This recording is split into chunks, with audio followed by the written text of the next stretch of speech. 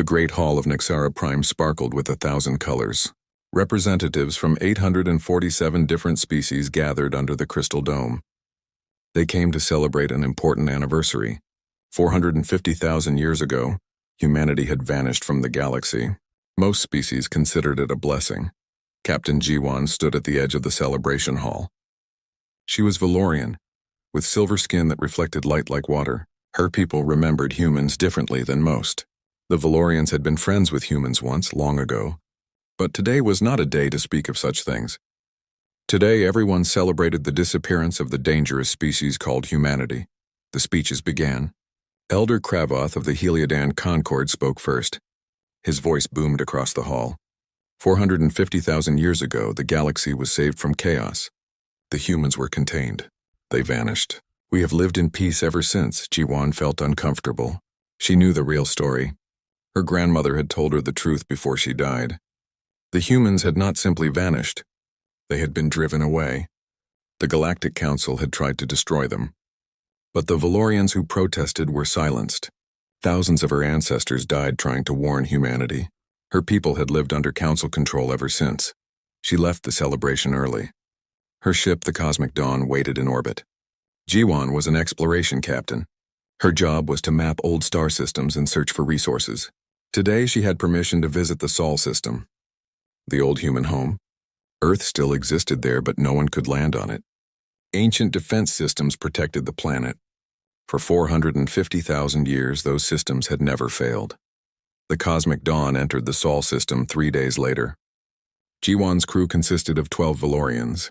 They were all young, all curious about the legendary human homeworld. As they passed Jupiter, the sensor officer called out, "Captain, I'm detecting something strange near the edge of the system." Jiwan moved to the sensor station. "What kind of strange?" "A spatial distortion. It's huge. And it's growing." Jiwan felt her hearts beat faster. Valorians had 2 hearts. Both were racing now. "Show me." The screen displayed the readings. Space itself was tearing open near the Kuiper Belt. Energy readings went beyond anything Jiwan had ever seen. Whatever was coming through used technology that shouldn't exist. "Get us closer," Jiwan ordered. "But keep our distance. Prepare to jump away if necessary." The Cosmic Dawn moved carefully toward the distortion. Through the view screen, they watched as space rippled like water. Then something emerged. It was a ship. No, it was 1,000 ships. They poured out of the spatial tear like fish from a net. Each vessel was enormous, larger than anything the Galactic Council had ever built. The hull designs were ancient, primitive even. But the energy signatures were impossible. These ships bent physics in ways that modern science said couldn't be done. Jiwan's communications officer spoke with a shaking voice. "Captain, we're receiving a transmission. It's in hundreds of languages, including Old Valorian." "Play it," a voice filled the bridge. It was human. Jiwan knew that immediately. She had heard recordings of human speech in her family's secret archives. The voice was deep, calm, and absolutely certain. "This is Admiral Daehyun of the United Human Naval Service, flagship Indomitable. To all species of this galaxy, we send this message. Humanity has returned. We remember what was done to us. We remember who tried to destroy us. We remember everything." Silence fell on the bridge. Jiwan's crew stared at her, waiting for orders. But she had no orders to give. How could she? Humanity was supposed to be gone. Humanity was supposed to be a myth, a story told to children. More ships kept emerging. Jiwan's tactical officer was counting. "Captain, I count over 3,000 vessels now. And they're still coming." The lead ship, the Indomitable, was massive beyond belief. It was shaped like a sword, 10 kilometers long. Lights ran along its hull in patterns that hurt to look at. The ship existed in normal space, but also seemed to exist somewhere else at the same time. Another transmission came. This time it was directed at the Cosmic Dawn specifically. "Valorian vessel, this is Admiral Daehyun. We know your people tried to help us. We know your people paid the price. We have not forgotten our friends. Please transmit this message to the Galactic Council. Tell them humanity remembers. Tell them we're coming home." Jiwan's hands trembled as she opened a channel. "This is Captain Jiwan of the Cosmic Dawn. Admiral, where have you been? Everyone thought you were dead. Gone forever." There was a pause. When Daehyun spoke again, his voice carried a weight of sorrow. "We've been in hiding, Captain, waiting, growing stronger, learning. It has been a long time for us. A very long time, but we never forgot Earth. We never forgot what they tried to do to us. The Council will panic, Jiwan said. They'll mobilize their fleets. Let them, Daehyun replied. We didn't come back to run away again. We came back for what belongs to us. We came back for Earth. The transmission ended. Jiwan immediately sent a message to Nixara Prime. She knew it would cause chaos. The celebration would turn into an emergency session. The entire galaxy would learn that humanity had returned. As her message traveled through space, Jiwan watched the human fleet organize itself. The ships moved with precision that spoke of centuries of training. No, not centuries. These humans had been gone for 450,000 years. What had they been doing all that time? How had they survived? And what had they become? The sensor officer spoke again. Captain, I'm detecting more spatial distortions. All around the Sol system, there are more fleets coming through. Jiwan felt a chill run through her body. This wasn't just an exploration fleet. This wasn't a small group of survivors. This was an invasion force. Humanity had returned with an army. She thought about the Council's celebration. They had gathered to toast the disappearance of humanity. They had laughed and made jokes about the primitive species that vanished long ago. They had no idea what was coming. Jiwan's communications console lit up with incoming messages. The Galactic Council was demanding information. They wanted to know what was happening in the Sol system. They wanted confirmation that the reports were wrong, that humanity couldn't possibly have returned. But Jiwan knew the truth. She could see it with her own eyes. Thousands of human ships now filled the space near Earth. More arrived every minute, and they all carried the same message humanity remembered. Humanity had returned, and humanity wanted justice. The galaxy would never be the same again. The Galactic Council chamber erupted in chaos. 847 species shouted at once. Some demanded military action. Others called for negotiation. A few simply screamed in fear. Elder Kravoth tried to restore order, but his voice was lost in the noise. On the bridge of the Indomitable, Admiral Daehyun watched the human fleet assemble. He was a tall man with gray hair and eyes that had seen too much. He wore a simple uniform, dark blue with silver trim. No medals, no decorations. He didn't need them. Everyone in the fleet knew who he was and what he represented. Commander Yuna approached him. She was younger with short black hair and sharp features. She served as the fleet's chief strategist. Admiral, all ships have emerged from fold space. The fleet is ready for your orders, Daehyun nodded. Send a message to Ambassador Taeyong. Tell him to prepare for contact with the Council. It's time they heard the whole story. Yuna hesitated. Sir, are you sure? Once we tell them what really happened, there's no going back. They'll know we've been preparing for this moment. They need to know, Daehyun said quietly. They need to understand why we left, and why we came back. 450,000 years ago, Earth had been very different. Humans were still young in the galaxy. They had developed faster than light travel only 50 years earlier. They had made contact with a dozen alien species. Most were friendly, some were not. Admiral Hyejin had commanded Earth's defense fleet in those days. She was Daehyun's ancestor, though so many generations separated them that the exact relationship was lost to time. Hyejin had been brilliant, fierce, and dedicated to protecting her world. The warning had come from the Valorians. A massive fleet was approaching from outside the galaxy. They called themselves the Nexus Imperium. They specialized in one thing: destroying species before they became powerful enough to threaten established civilizations. The Galactic Council had hired them to eliminate humanity. Hyejin had faced an impossible choice. Earth's defenses could hold off the Imperium for a while, but not forever. The planet would be destroyed. Billions would die, unless she did something unthinkable. The Fold Space project had been experimental. Human scientists had discovered a way to create pocket dimensions, small universes that existed outside normal space and time. They could build habitats inside these pockets. They could survive there. But once they entered, there was no guarantee they could ever leave. Hyejin had made her decision in less than an hour. She ordered the evacuation of 50 million people. They took 300 colony ships into Fold Space. They took genetic samples, cultural records, and everything needed to rebuild human civilization. They left behind Earth's automated defense systems and a promise. One day they would return. On the Indomitable, Daehyun remembered the stories his mother had told him. She had been born in Fold Space, as had her mother before her. He was the 15th generation since the departure. But in fold space, time moved differently. While 450,000 years passed in the normal universe, only 3,000 years had passed for the fleet.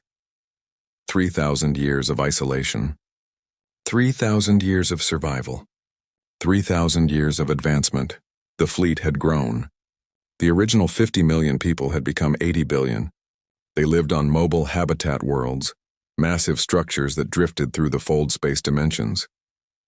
Children like Minho and Sora grew up never seeing a real star, only the artificial suns of their habitats. But they learned. Oh, how they learned. Without interference from other species, human science had advanced in ways that normal physics didn't allow. They mastered dimensional engineering. They learned to manipulate quantum fields. They enhanced their own biology, becoming stronger, smarter, longer-lived. Lieutenant Yunji had spent her entire career studying the history of departure.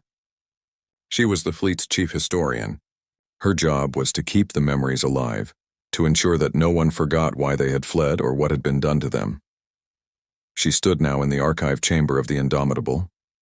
Around her, holographic displays showed the last days of Earth, the final messages from the planet's defense AI, the recordings of the Imperium's attack, the Council's betrayal. They thought we would just die, Yunji whispered to herself. They thought we would give up. But humans didn't give up. They survived. They adapted. They thrived. The decision to return had not been easy. Many argued for finding a new home, far from the galaxy that had rejected them. Why risk everything to reclaim a world that might not even be habitable anymore? Why face an enemy that outnumbered them 1,000 to 1? Admiral Daehyun had answered simply, because Earth is ours. Because they took it from us. Because our ancestors died believing we would come home. We owe them this. The vote had been unanimous. 80 billion people agreed. They would return. They would reclaim Earth. They would show the galaxy that humanity could not be erased. Captain Minho commanded one of the fleet's strike ships. He was young, only 50 years old, but he had trained his entire life for this moment. His ship, the Silent Thunder, was designed for rapid insertion and combat in hostile space. He had never seen Earth. None of his generation had, but he felt connected to it anyway through stories and dreams. Beside him, his operations officer Sora monitored the fleet status.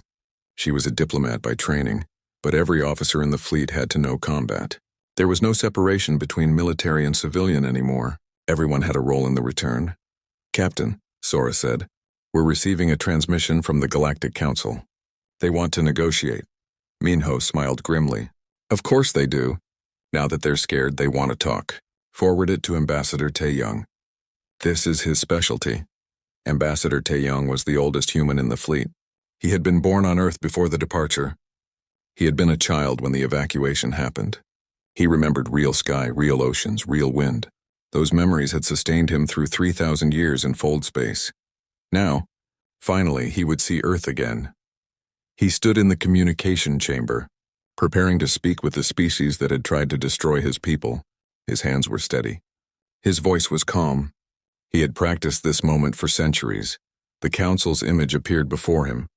Hundreds of alien faces stared at him with fear and confusion. Elder Kravoth spoke for them. Unknown vessel, this is the Galactic Council. State your intentions, Taeyong smiled. It was not a friendly smile. Elder Kravoth.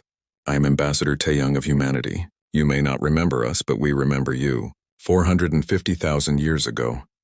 Your predecessors tried to exterminate my species. They failed. We survived. We grew strong. And now we have returned to claim what is ours. Kravoth's face showed confusion. Humanity, but you disappeared. You were gone. How is this possible? We hid, Taeyong said simply. We waited. We prepared. And now we're here. Earth belongs to humanity. We intend to reclaim it. You can surrender peacefully or you can resist. The choice is yours. But understand this. We did not come back to negotiate. We came back to take what was stolen from us. The transmission ended. Taeyong felt a wave of satisfaction. For 3,000 years, humanity had dreamed of this moment. The moment when they would face their enemies and declare their intent. The moment when the galaxy would learn that humanity could not be destroyed. Commander Yuna approached Admiral Daehyun again. Sir, the Council is mobilizing their defense fleets. They're not going to surrender. Daehyun expected this. How many ships? 300,000, sir. They outnumber us 100 to 1.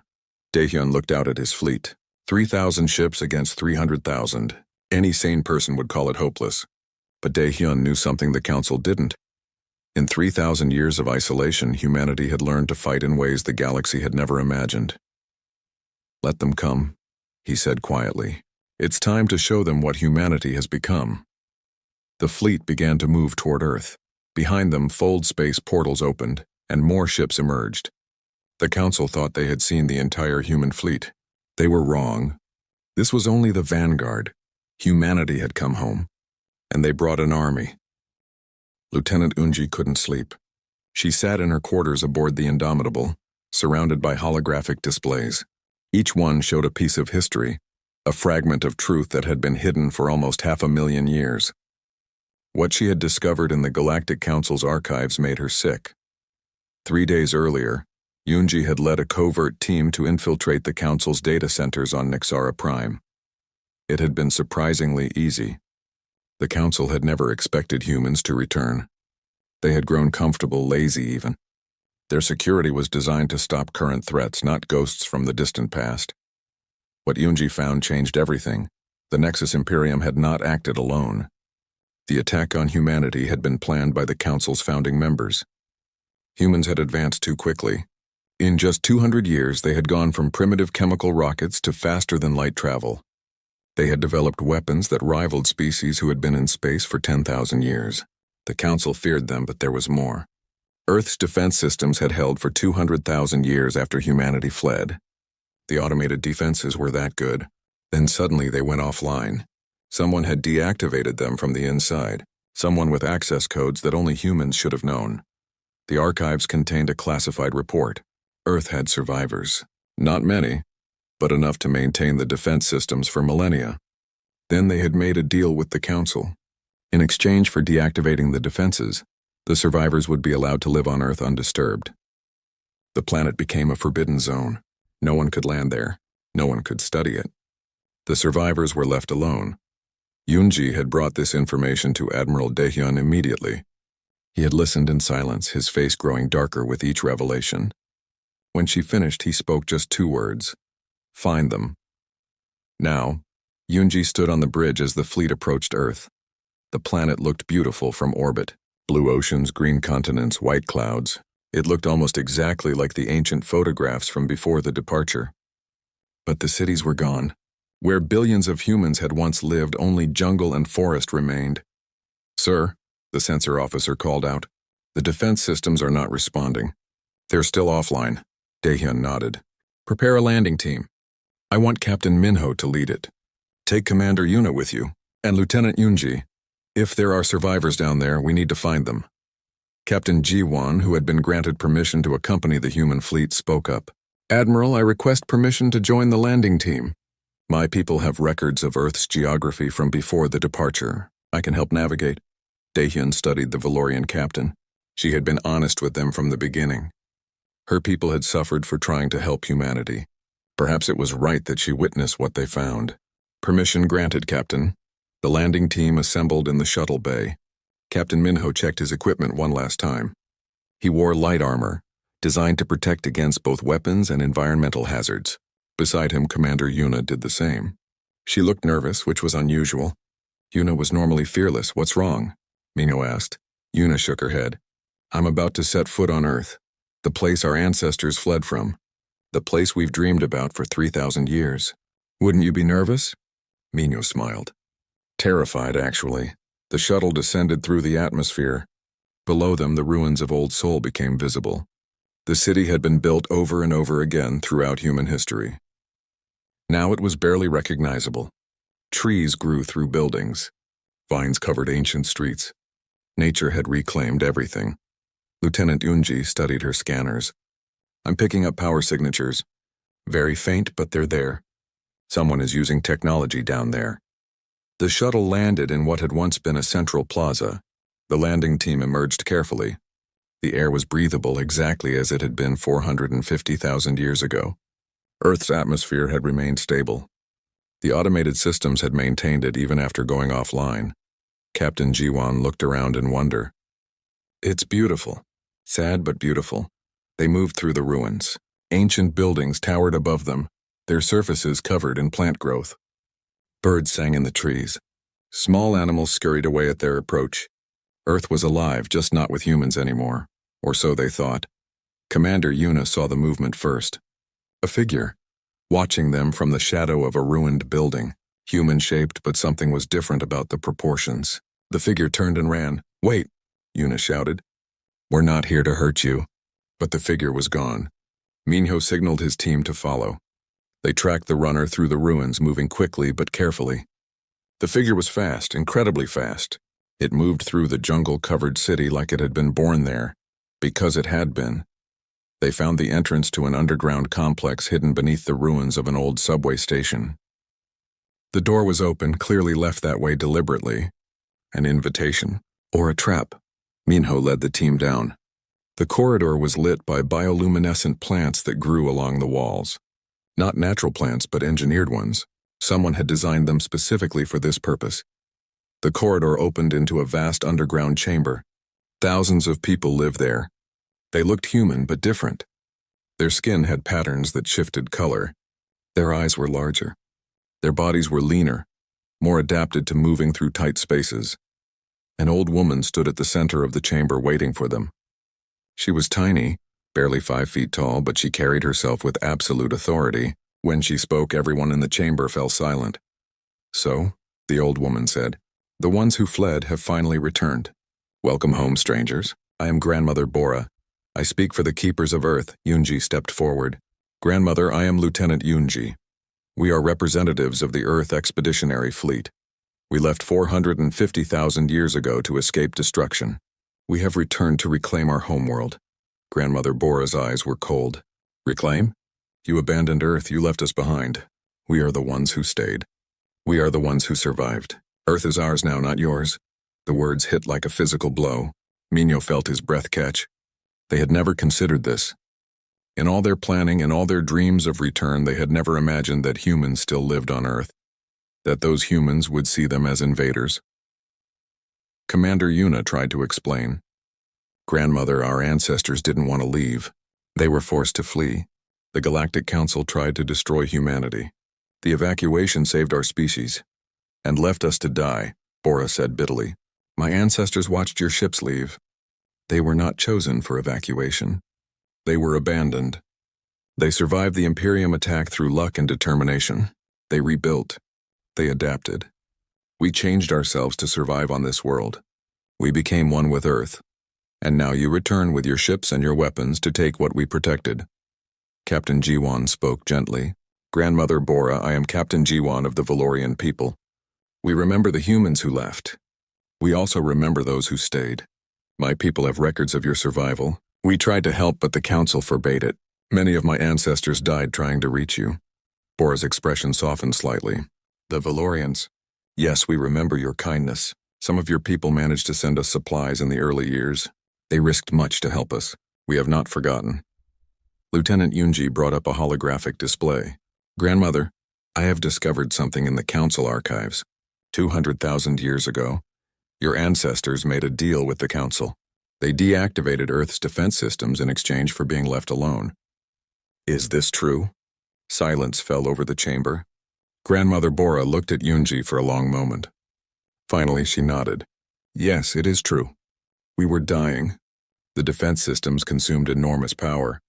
We could not maintain them and feed our people. The Council offered a choice: turn off the defenses and live in peace, or keep them running and starve.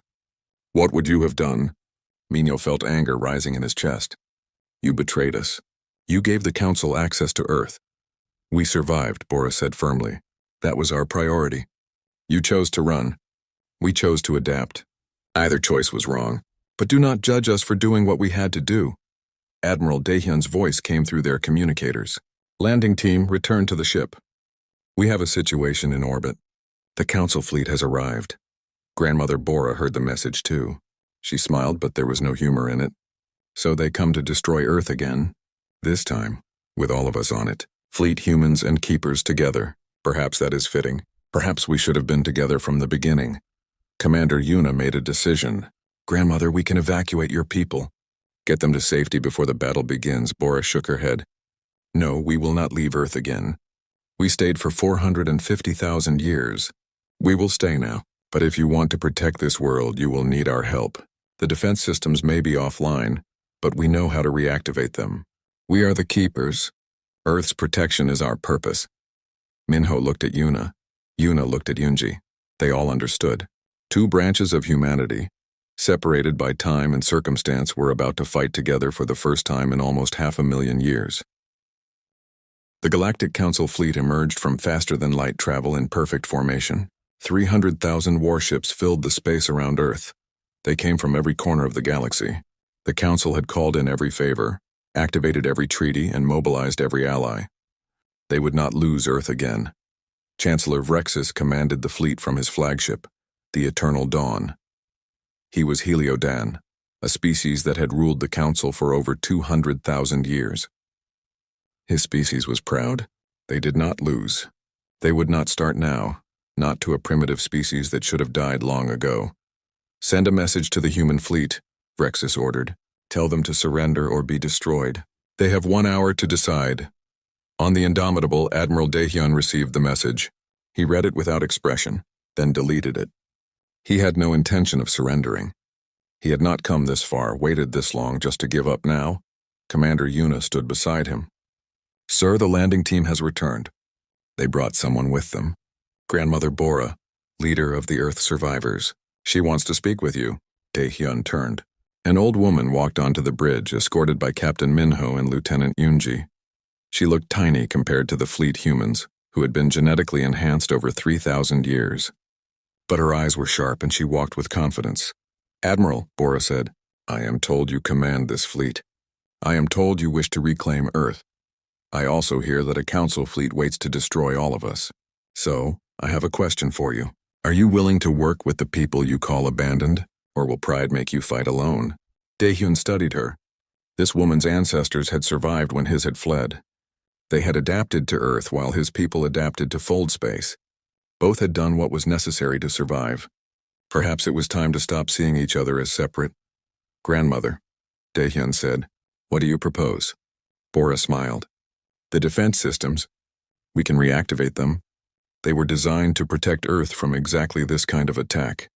But we will need your help. The reactors require power sources we cannot provide. Your ships can supply what we need. Commander Yuna stepped forward. How long to bring the systems online? 2 hours, Bora said. Maybe less if your engineers are as good as you claim. Daehyun made his decision. Do it, Captain Minho. Take a team to the surface. Work with the keepers. Get those defenses online. Commander Yuna, prepare the fleet for combat. We need to hold off the council for 2 hours. The bridge erupted into activity. Officers called out orders. Ships began moving into defensive positions. In the background, the countdown timer appeared. 1 hour until the council's deadline expired. Captain Minho returned to Earth with Grandmother Bora. She led him to a hidden facility deep underground. Ancient machines filled enormous chambers. They had not been activated in 200,000 years, but the keepers had maintained them perfectly. Bora's people moved through the facility with practiced efficiency. They knew every system, every control panel, every power conduit. They had spent their entire lives preparing for this moment, even though they never thought it would come. Here, Bora said, pointing to a massive power coupling. Your ship needs to connect here. Can you do it?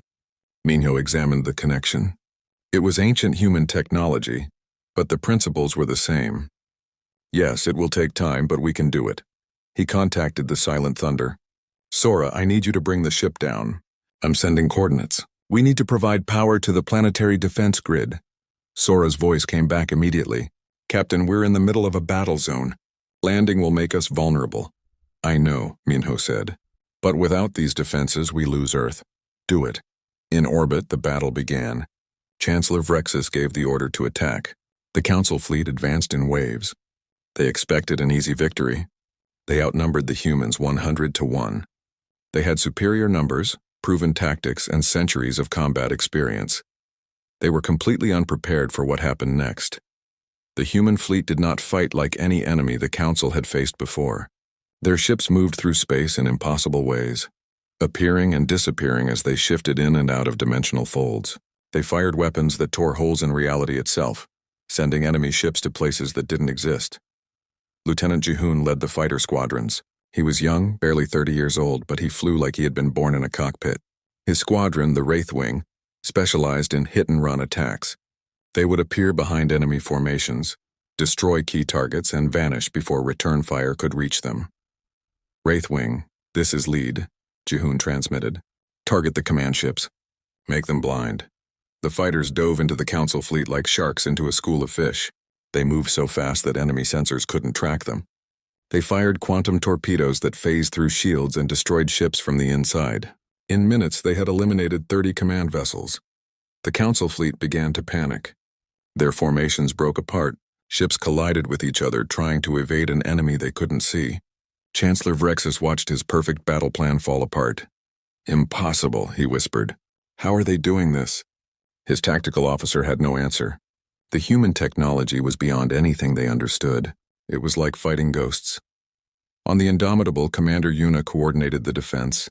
Her screen showed the tactical situation.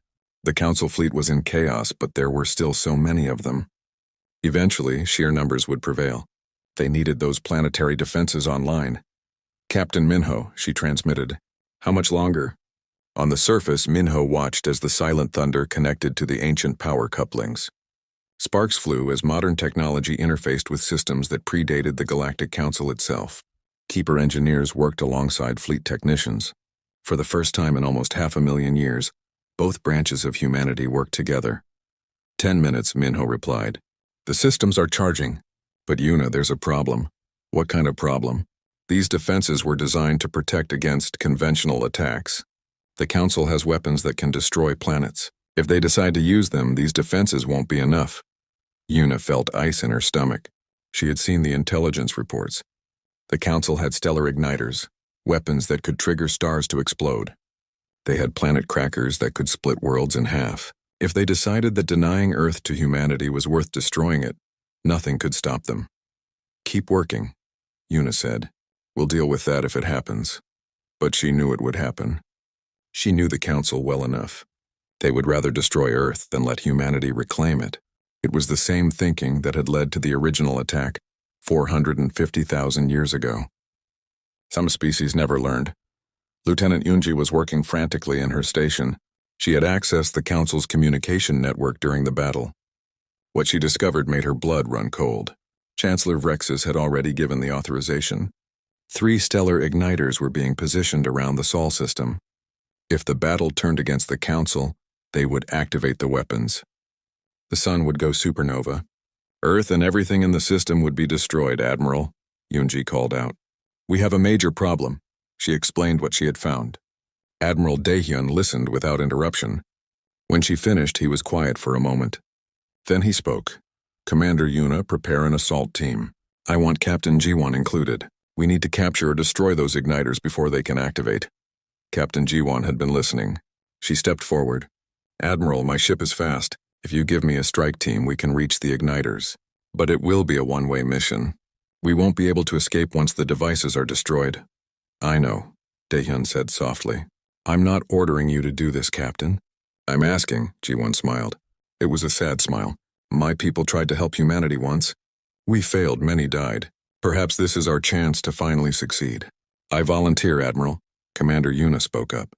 "I'm going with her. This is my plan. I should be there to see it through." Daehyun wanted to refuse. Yuna was his best strategist. He needed her. But he saw the determination in her eyes. She had made her decision. "Take the best team you can assemble," Daehyun said. "And Yuna? Come back alive." "That's an order," Yuna saluted. "I'll do my best, sir." On the surface, the planetary defenses came online. Massive weapon platforms rose from hidden underground silos. Energy shields surrounded the planet. Defensive satellites that had been dormant for 200,000 years activated and moved into position. Grandmother Bora stood in the control center, watching the displays. Tears ran down her face. For the first time in countless generations, Earth was protected again. The Keepers had fulfilled their purpose. "It's beautiful," she whispered. Captain Minho put a hand on her shoulder. "Thank you, Grandmother." Without your people, we would have lost. Bora shook her head. Without your fleet, we would have been destroyed. We both needed each other. Perhaps that's how it should always have been. In orbit, the battle shifted. The Council fleet hit the planetary defenses and recoiled. Weapons that could destroy cities bounced harmlessly off shields. Ships that tried to approach the planet were destroyed by defensive satellites. Earth was safe, but Commander Yuna knew the real battle was just beginning. Somewhere in the darkness of space, 3 stellar igniters waited, and she was about to fly straight into a suicide mission to stop them. Commander Yuna stood in the launch bay of the Indomitable. Around her, the strike team prepared for what they all knew was a suicide mission. 20 volunteers, the best fighters humanity had. They wore advanced combat suits that could survive in space. They carried weapons that could cut through any known material. But none of them expected to return. Captain Ji-won approached. Her silver Valorian skin seemed to glow in the harsh lighting. Commander, my ship is ready. The Cosmic Dawn may not look like much, but she's fast. We can reach the igniters before the Council knows we're coming. Yuna nodded. She had studied the intelligence reports dozens of times. 3 stellar igniters positioned at different points around the Sol system. Each one could trigger the sun to explode. Chancellor Vrexus controlled them directly from his flagship. If the battle went against him, he would activate them rather than accept defeat. How long until we reach the first igniter? Yuna asked. 20 minutes at maximum speed, Ji-won replied. But Commander, there's something you should know. The igniters are heavily defended. Even if we destroy one, we might not reach the others in time. Yuna had expected this. Then we'll need help. Lieutenant Yoonji, are you monitoring? Yoonji's voice came through the communicator. Yes, Commander. I've located all 3 igniters in the Council's network. I'm sending their positions to your team now. Can you disable them remotely? There was a pause. No, they're isolated systems. Someone needs to physically destroy them. But Commander, I found something else. The Council has 47 other igniters positioned throughout the galaxy. They were planning to use them to threaten multiple systems if humanity didn't surrender. Yuna felt a chill. 47? That's mass genocide, Yoonji finished. They were willing to destroy 50 inhabited star systems to stop us. But there's good news. I managed to send a virus into their network 3 days ago. 47 of the 50 igniters are already disabled. They just don't know it yet. For the first time in hours, Yuna smiled. Lieutenant, you're a genius. I learned from the best, Commander. But those last 3 are protected by different security. They're under Vrexus's direct control. You'll have to handle them manually. The strike team boarded the Cosmic Dawn. The ship was small, designed for exploration rather than combat. But as Ji-won had said, it was fast. They launched into the chaos of the battle. All around them, the war raged. Human ships danced through space, destroying Council vessels with impossible precision. Lieutenant Ji-hoon's fighters continued their devastating attacks. The Council fleet was down to 200,000 ships, but they kept fighting. The Cosmic Dawn accelerated toward the first igniter. It appeared on their sensors, a massive cylindrical structure floating near Jupiter. Defensive platforms surrounded it. Energy shields protected it from attack. This is going to be difficult, Ji-won said. Those shields will stop any weapon we have. Yuna studied the readings. Then we go inside. Ji-won, can you phase us through the shields using your dimensional drive? Theoretically, yes. But it's risky. If the timing is wrong, we'll be torn apart. Do it. Ji-won adjusted the controls. The Cosmic Dawn shimmered and vanished from normal space. For a moment, they existed in multiple dimensions at once. Yuna felt her stomach turn. Reality bent around them. Then they were through, materializing inside the shield perimeter. Alarms blared on the igniter platform. Defense drones launched toward them. Yuna's team was ready. They opened the airlock and jumped into space, firing their maneuvering jets. The drones exploded under precise weapon fire. Yuna landed on the igniter's surface. Her team spread out, searching for the access point. They found it quickly, a maintenance hatch on the cylinder's side. They forced it open and entered. Inside, the igniter was a maze of conduits and machinery. At its center, a quantum reactor hummed with barely contained power. Yuna placed explosive charges at key structural points. Everyone out. This whole thing is going to blow in 2 minutes. They evacuated quickly. The Cosmic Dawn picked them up and accelerated away. Behind them, the igniter exploded in a brilliant flash. The debris would burn up in Jupiter's atmosphere. 1 down, Ji-won said. 2 to go. But the Council had noticed them now. Ships moved to intercept the cosmic dawn. Jiwan pushed her ship to maximum speed, but they couldn't outrun everything. On the Indomitable, Admiral Daehyun watched the tactical display. Yuna's team was in trouble. The Council ships were closing in. If they were destroyed before reaching the other igniters, Earth would still die. "Send the Wraithwing," Daehyun ordered. "Tell Lieutenant Jihoon to clear a path for Commander Yuna." Jihoon received the order and smiled. "Wraithwing, form on me. We're going to make some noise." The fighters dove into the Council ships pursuing the cosmic dawn. They moved so fast they appeared as streaks of light. Quantum torpedoes found their marks. Enemy ships exploded. The path cleared. The cosmic dawn reached the second igniter, this one positioned near Saturn. The same tactic worked. Phase through the shields, destroy from the inside, escape. 2 down. But the third igniter was different. It was positioned directly above Earth, protected by Vrexus's flagship and 100 escort vessels. There was no way to reach it without fighting through them all. Yuna stared at the tactical display. "We can't fight that many ships, even with the Wraithwing supporting us." Jiwan looked at her instruments. "Commander, I have an idea. It's insane, but it might work. What if we don't go around the fleet? What if we go through it?" "Through it?" "The dimensional drive can phase us through solid matter. Ships, shields, even the igniter itself. If I can calibrate it correctly, we can materialize inside the igniter and destroy it from within." Yuna understood. "But you'll need time to calibrate. Time we don't have." 30 seconds, Jiwan said. "Can you buy me 30 seconds? Yuna activated her communicator. "All units, this is Commander Yuna. We need a distraction. Hit that fleet with everything you have. Give us 30 seconds. The response was immediate. Every human ship in range turned toward Vrexus's fleet. Lieutenant Jihoon led the charge. Admiral Daehyun brought the Indomitable forward. Even the planetary defenses joined in, firing at maximum range. The Council fleet was overwhelmed. Ships exploded by the dozen. Shields collapsed under the concentrated fire. Vrexus screamed orders, but his fleet was in chaos. On the cosmic dawn, Jiwan worked frantically. Her hands flew over the controls. 20 seconds, 25, 28, now. Jiwan shouted. The cosmic dawn vanished. It appeared inside the third igniter, materializing in the reactor chamber. Yuna didn't waste time. She threw every explosive charge they had at the reactor core. "Go," she screamed. But the dimensional drive was overheating. Jiwan tried to activate it, but the systems were failing. They had phased through too much matter. The drive couldn't do it again. They were trapped. Captain Jiwan looked at Yuna. Their eyes met. Both understood. This was always how it would end. "It's been an honor," Jiwan said quietly. "The honor was mine," Yuna replied. The charges detonated. The igniter exploded. The cosmic dawn was caught in the blast. But as the ship began to break apart, something impossible happened. The Indomitable appeared beside them, its shields extended. The massive flagship had moved faster than physics should allow, crossing the distance in seconds. Its shields wrapped around the dying cosmic dawn, protecting it from the worst of the explosion.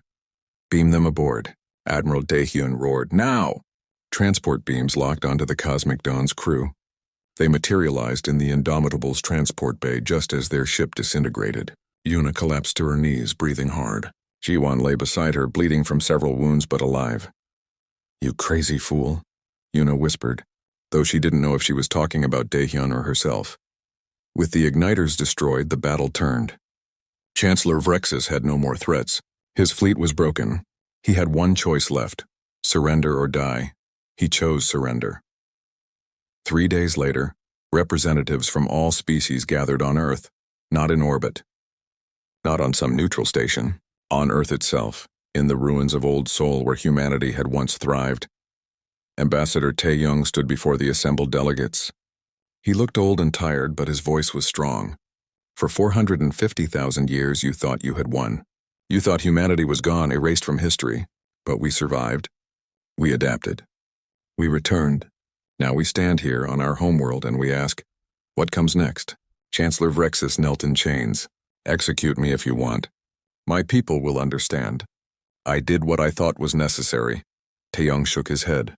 "No, we will not execute you. We will not become what you feared we were. Instead, you will face trial. You will tell the truth about what happened 450,000 years ago. You will answer for your crimes. But you will live.